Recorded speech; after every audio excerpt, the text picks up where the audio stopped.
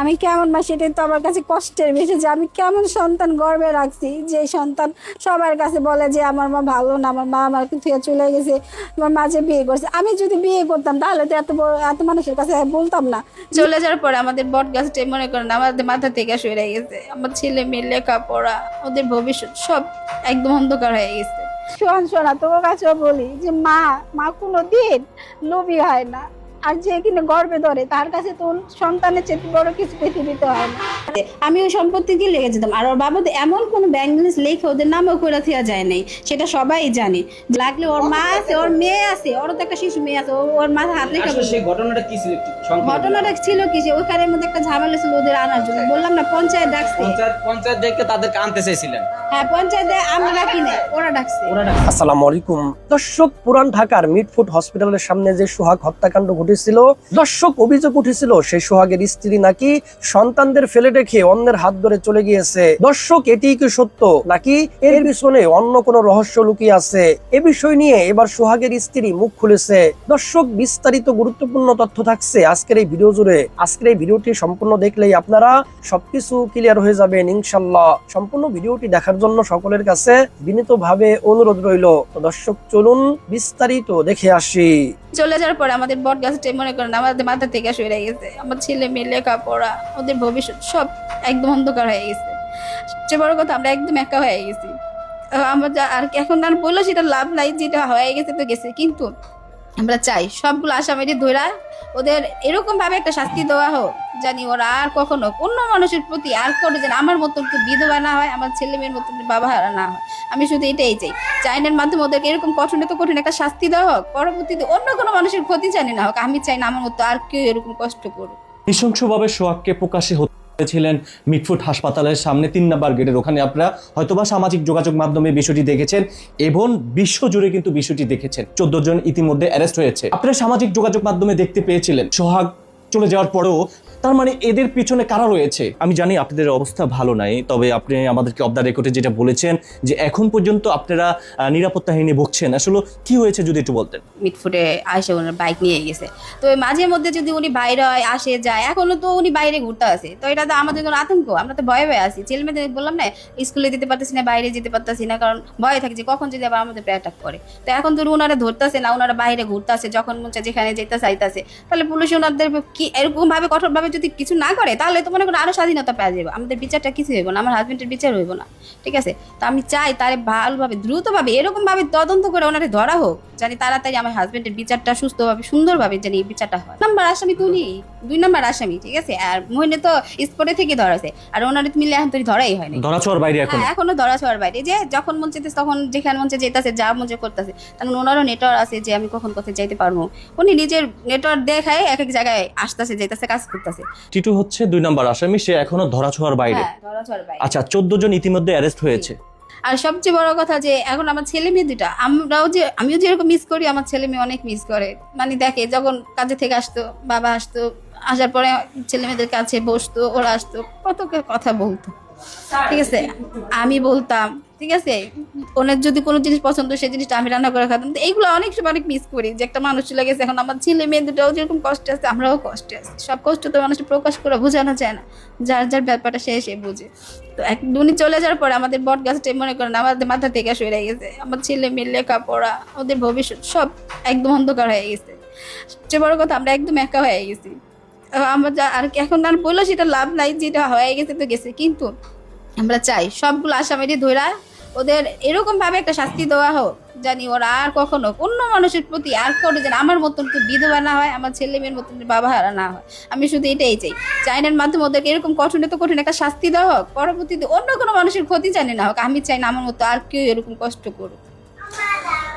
আজকে আপনারা দেখতে পাচ্ছেন যে সোহাগের স্ত্রী কান্না করছে।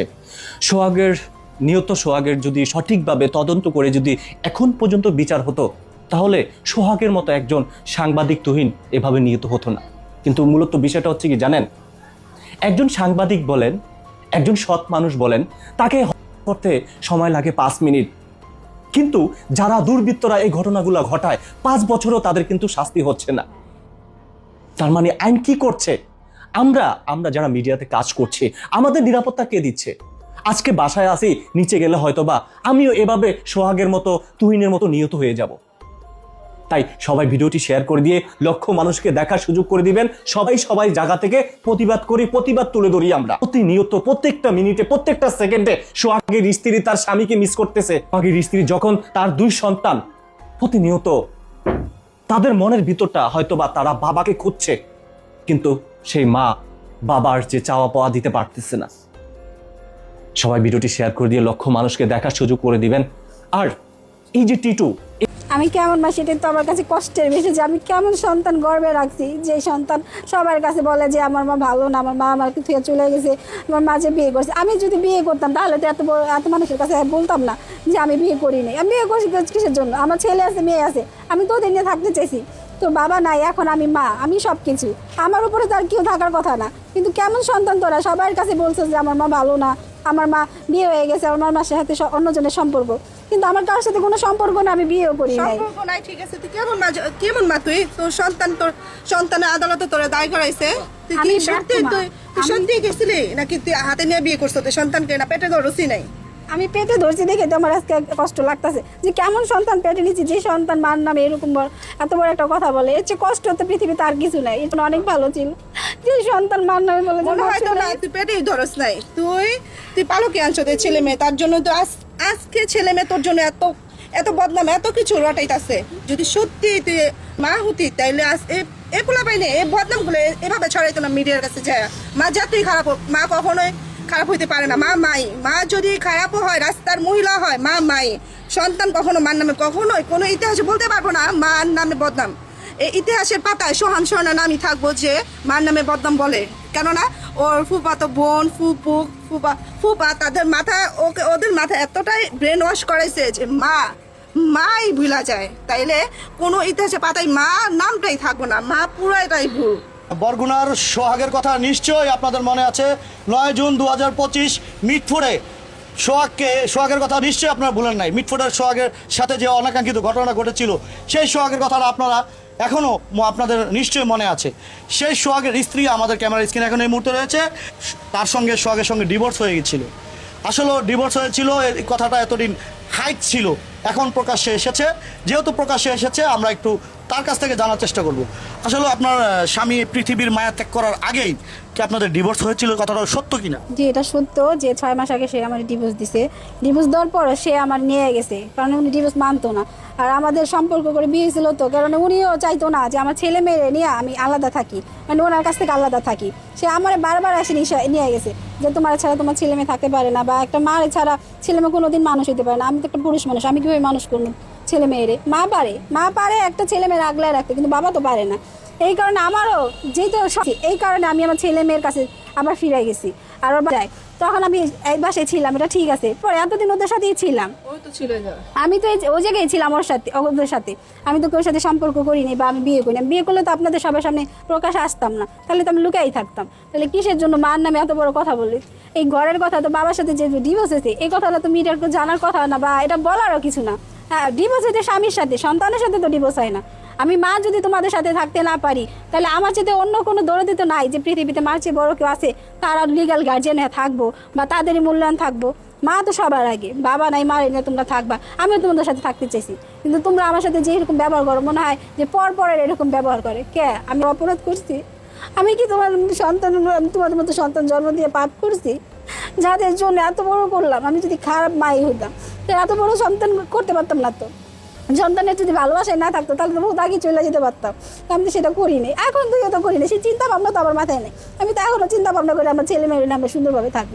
আমি ওই সম্পত্তি লেগে যেতাম। আর ওর বাবা তো এমন কোনো ব্যাংক ব্যালেন্স লেখা ওদের নামও করে দেওয়া যায় নাই, সেটা সবাই জানে যে ওর বাবা ওখানে আমি কোনো কিছু লেখা রেখে গেছে, সেই কারণে আমি লোভ করি। কেন আমি লোভ করতে যাবো? আমার নিজের সন্তান, আমার জন্মের পেটের সন্তান, আমি ওর কাছে লোভ করতে যাবো কিসের জন্য? আচ্ছা, লোভ করতে চান নাই, কিন্তু আপনার সন্তানরা কিন্তু স্বাভাবিক মোটামুটি এখন কিন্তু বড় হয়েছে। মেয়েটাও মোটামুটি ভালো বড় হয়েছে, আর 2-1 বছর পর হয়তো বিয়ে শাদীর প্রস্তাব আসবে। সন্তান আছে, তাও কিন্তু মোটামুটি সব বোঝে। তো এখন বুঝদার হয়ে মোটামুটি কিন্তু ভালোভাবে বোঝে যে মা কোনটা, বাবা কোনটা, দাদা কোনটা, নানা কোনটা, ফুফি কোনটা, সবকিছু বোঝার ক্ষমতা আছে। কিন্তু আপনাকে ভালোবাসে না, ভালোবাসে যে ফুপিদের। আসলে এই ফুপিদের পরিচয়টা বলেন। ফুপি মানে সোহাগের আপন বোন কিনা, বা আপনার সন্তানদের আপন ফুপি কিনা? না, আসলে ওর ফুপি হলো মানে আমার হাজবেন্ডের বাবা একজন, আর ওর ফুপু জেনি মানে ওর বোন মঞ্জুরা, হ্যাঁ বাবা আরেকজন। মানে আমার শাশুড়ির গর্ভ ওনারা দুজনই হয়েছে, কিন্তু ওনাদের বাবা দুইজন, ঠিক আছে। এই যে মঞ্জুরা উনি হলো আরেক ঘরের, আর আমার হাজবেন্ড হলো আরেক ঘরের, ঠিক আছে। আমার হাজবেন্ডের বাবার নাম হলো আয়াব আলী, আর ওনার বাবার নাম হলো আব্দুল খরিফা। আচ্ছা যাই হোক, সম্পর্ক আমরা যতটুকু দেখেছি এটা দূরত্বের সম্পর্ক। জি। তাহলে একজন মাকে রেখে দূর সম্পর্কের যে ফুপি তাদেরকে ভালোবাসার কারণ কি? আপনি অবশ্যই এমন কোনো কাজ করেছেন, ছেলেদের মেয়েদের মনে কষ্ট দিয়েছেন যাতে আপনাকে লোভী বলে। আমি তো এর জন্য আপনাদের সাথে ক্লিয়ার হতে চাইছি, আমি তোদের সাথে কি অন্যায় করছিলাম? আমার ঝামেলা হয়েছে তোর বাবার সাথে, যাই হয়েছে না হয়েছে ওটা হলো অতীতে গেছে গা, কিন্তু বাবা মারা যাওয়ার পরে তো কোনো কিছু থাকার কথা না, থাকা যে মা আর ছেলে মেয়েদের সাথে থাকবো। আমি তো তোদের নিজের গর্বে ধরছি, তোদের সাথে কি অন্যায় করছি যে তোদের সাথে থাকতে চাবো না?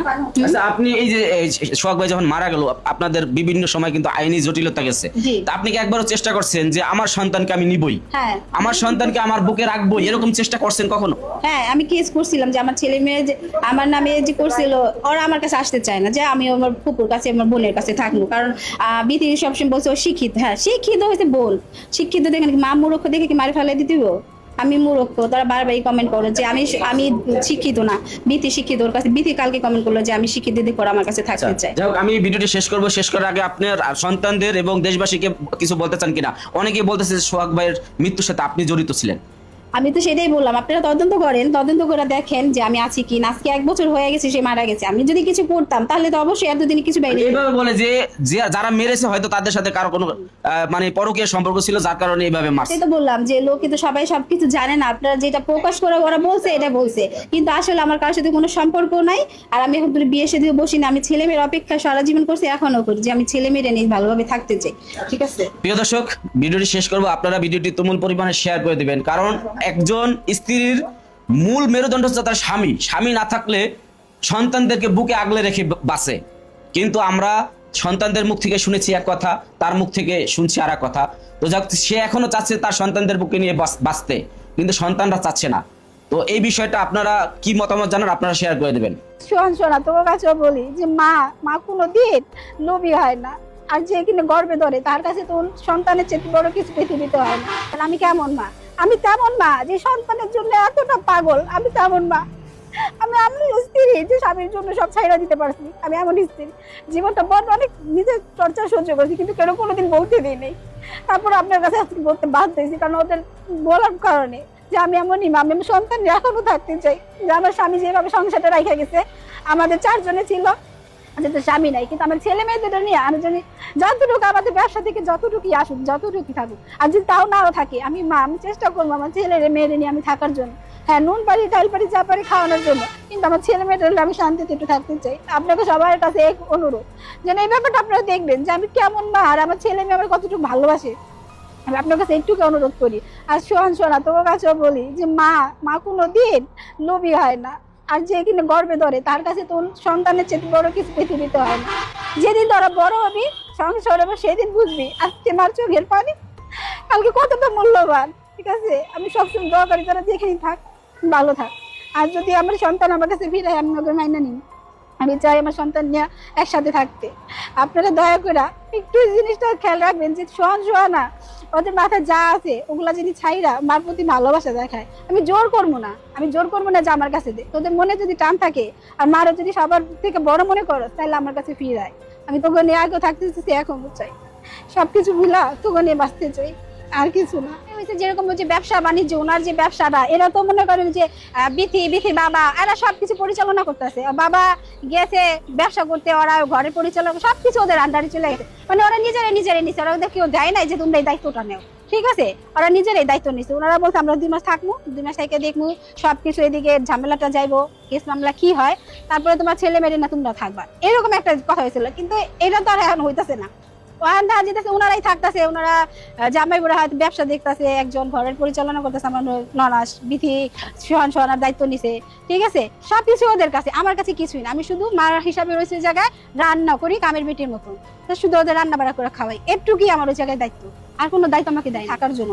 অন্য কেউ আসা থাকুক, যেই হোক, খুব হোক, খালা হোক, এটা কিন্তু কেউ কোনোদিন মানতে চায় না সহজে, যে আমার ছেলে মেয়ে আরেকজনের আন্ডারে থাকবো। এটা তো ভাই বুঝেনি, কেউ থাকতে চায় না। তো আমি চাইছিলাম যে আমার ছেলে মেয়ে আমি সুন্দরভাবে, যেরকম ওর বাবা থাকতে আমরা ছিলাম একসাথে, একটা ছোট পরিবার, আমরা ছেলে মেয়ে নিয়ে আমি এরকম ভাবে অন্য চাইছি থাকতে, কিন্তু ওনারা তো চাইতেছে যে সারা জীবন ওরা থাকবো, ভবিষ্যৎ করে দিব, যতদিন ওনারা আছে সব বাবার ব্যবসা আছে, দেখবো, পরিচালনা করব, ঠিক আছে, ওনাদেরকে দায়িত্ব থাকবো। এখানে আমারে কোনো দায়িত্ব দেওয়া হয় না, আর আমি যে দায়িত্ব নেবো সেরকম ওনারা চায়ও না। লাগলে ওর মা আছে, ওর মেয়ে আছে, ওর তো একটা শিশু মেয়ে আছে, ওর মাথা হাত রেখে আসলে সেই ঘটনাটা কি ছিল একটু সংক্ষেপে ঘটনাটা ছিল কি যে ওখানের মধ্যে একটা ঝামেলা ছিল ওদের আনার জন্য, বললাম না পঞ্চায়েত ডাকছে। পঞ্চায়েত ডেকে তাদেরকে আনতে চাইছিলেন? হ্যাঁ, পঞ্চায়েতে আমরা ডাকি নাই, ওরা ডাকছে। ওরা ডাকছে? হ্যাঁ, ওরা ডাকছে। সেখানে কি সিদ্ধান্ত হলো? ওইখানে সিদ্ধান্ত হয়েছে যে ওনারা বলছে যে ছেলে মেয়ে যদি আপনার কাছে না থাকতে চায় তাহলে ওদের কেউ কিছু করার নেই, ঠিক আছে, ওরা যদি হ্যাঁ আমার ছেলে মেয়ে এভাবে ওদেরকে এমন ভাবে আটকায় রাখছে, মনে হইতেছে যে ওরাই লিগাল গার্জিয়ান, আমি ওদের কিছুই না, ঠিক আছে, এমন ভাবে ওদের সাথে থাকতে চাইতেছে। আর বিধি বলতেছে আমি শিক্ষিত, এই জন্য আমি শিক্ষিত মানুষ। তো একটা মা মূর্খ হইলো তো সে মা, ওর মাও কি এতটা শিক্ষিত যে কারণে করে মারি ফালাই দিছে হয়? আমরা অনেক কথাই জানলাম, কারণ কিছু কথা না জিজ্ঞেস করলে বোঝাও যায় না, জানাও যায় না, দূর থেকে অনেক কিছু ভেবেছিলাম। তো আপনার সন্তানকে রাখার জন্য আপনি আইনি কোনো প্রক্রিয়া করেছিলেন কিনা? আইনি প্রক্রিয়া তো বলছিলাম, আমি বলছিলাম আইনের কাছে, সত্যি গেছিলাম, কিন্তু ওনারা বলছে যে আপনার ছেলে মেয়ে এখন যার কাছে থাকতে চাইবো ওইভাবেই আপনি রাখতে পারবেন। আপনি যদি ওরা ছেলে মেয়েদের কাছে থাকতে চান সমস্যা নেই, কিন্তু ওরা যদি না চায় তাহলে আপনার কিছু করার নেই। আপনি থাকতে হলে আপনাকে কেমন ভাবে থাকতে হয়েছিল? আমার থাকতে হলে আমি কাজের মানুষের মতন শুধু রান্না করছি, ওদের জন্য খাওয়া দাওয়া করাইছি, এই আর কি, এটাই, আর কিছু না। তবে একটা কথা আমি ভিডিওটি শেষ করে দিচ্ছি, শেষ করার আগে একটা কথা বলি, যারা বোনেরা আছেন আপনাদের জন্য বলছি, এই যে একটা স্বামী আছে না আপনার ঘরে, এই স্বামীটা মনে করেন যে আজকে নাই, চিন্তা করে দেখেন এই স্বামীটা যখন না থাকবে, আপনার ভাসুর বলেন, ওই ননদ বলেন, নশান বলেন, আত্মীয় স্বজন কেউ আপনার খোঁজ নেবে না। আর বাবার বাড়ি যদি মোটামুটি ভালো থাকে তাহলে সেখানে মোটামুটি আশ্রয় পাবেন, কিন্তু এই পৃথিবীতে স্বামী ছাড়া পৃথিবীতে আসলে কেউ নাই, তার জলজান্ত প্রমাণ ইনি। স্বামী ছাড়া এখন সে মানে একটা শুকনো পাতার মতন খালি ভাসতেছে। আমার স্বামী নাই, আজকে ঠিক আছে? আমার কষ্ট দুঃখ দেখলে আমার স্বামী দেখতো, আমার কি লাগে না লাগে তখন বলার আগে আইনা দিছে, কিন্তু আমি যদি এখন ওইখানে থাকি আমার কি লাগে না লাগে বলতে হয়। আজকে যদি বলে আমার ডাবা লাগবো, দুলাবেটা লাগবো, 2 দিন পরে হয়তো বা ওনার আইনা দেওয়ার চেষ্টা করে, কিন্তু আমার হাজবেন্ডের কাছে তো বলতে হয়নি, আমার দায়িত্ব, আমার সংসার দায়িত্ব আমার কাছে ছিল, সেটা তো এখন নাই, সবকিছু তো ওনারাই করতেছে। কিন্তু এর চেয়ে কষ্ট আর কিছু আছে? যে একটা স্বামী যাওয়ার পরে যে একটা মেয়ের কি হয়, একটা সংসার যে কতটা কষ্ট, ঝড় নেই মায়ে, যার নাই সেই তারা তো বুঝে। একটা অভিযোগ দিচ্ছে আপনার ডিভোর্স হয়ে গেছে, তা আপনার কি অধিকারে থাকবেন এটা তারা বলবো? আমি তো সেটা বলছি, আমার ছেলে মেয়ে আমি থাকতে চাইছি, আমার ছেলে মেয়ে মানে আমার চাইতে তো আর আমার সন্তানই কিছু হয় না, আমার ছেলে মেয়ের চেয়ে বড় কিছু হয় না, আমি আমার ছেলে মেয়ে না থাকতে চাইছি। আর ডিভোর্স হয়ে যাক, কোনো সমস্যা নাই, কিন্তু সন্তান তো আছে, সন্তানদের সাথে তো বিচ্ছেদ, এই পৃথিবীতে এমন কোনো আইন নাই যে সন্তানের সাথে বিচ্ছেদ হবে। এখন কথা হচ্ছে সন্তান যেহেতু বড় হয়েছে, সন্তানরা থাকতে চাচ্ছে, কি কারণে থাকতে চাচ্ছে সেটা আপনাদের আরো বোঝাপড়ার ওরা বলতেছে ওরা শিক্ষিত বানাইতে পারবো, ওরা ভবিষ্যৎ করে দেবো, আর খুব বলে ভবিষ্যৎ করে দেবো, আমি বলি কিছুই পারবো না। তা আমার কাছে তেমন কোনো দায়িত্ব এখনো দেওয়া হয়নি যে আমি করে দেখাবো। আপনারা যদি আমাকে কোনো দায়িত্ব না দেন তাহলে আমি জিনিসটা করবো কেমনি? আপনারা তো সব দায়িত্ব নিয়ে বসে রয়েছেন, ছেলে মেয়ের দায়িত্ব, ব্যবসা, সংসার, সবকিছু আপনার কাছে, তাহলে আমি কিভাবে পালন করবো? ভিডিওটি শেষ করে দিচ্ছি। প্রিয় দর্শক, সকল কথাগুলো শুনছেন, আপনারা একটু মতামত জানাবেন, আসলে তাদের এখন কি করা উচিত, সন্তানদেরকে কাছে পাওয়ার জন্য কি করা উচিত, কি করলে তার সন্তানদেরকে কাছে পাবে। সবাই ভালো থাকবেন, আল্লাহ হাফেজ। তো সম্মানিত দর্শক শ্রোতা, আশা করি সম্পূর্ণ ভিডিওটি দেখেছেন এবং সবকিছু বুঝতে পেরেছেন। দর্শক, আজকের এই ভিডিও নিয়ে আপনাদের মন্তব্য কি? আপনাদের মূল্যবান মন্তব্য অবশ্যই কমেন্ট সেকশনে জানিয়ে দিবেন। ভিডিওটি ভালো লাগলে লাইক এবং শেয়ার করে দিয়েন। আর হ্যাঁ, নিত্য নতুন আপডেট ভিডিও পেতে চ্যানেলটি সাবস্ক্রাইব করতে ভুলবেন না। দেখা হবে নতুন ভিডিওতে, ততক্ষণ ভালো থাকুন, সুস্থ থাকুন, এই দোয়া রইল। আসসালামু আলাইকুম ওয়া রাহমাতুল্লাহ।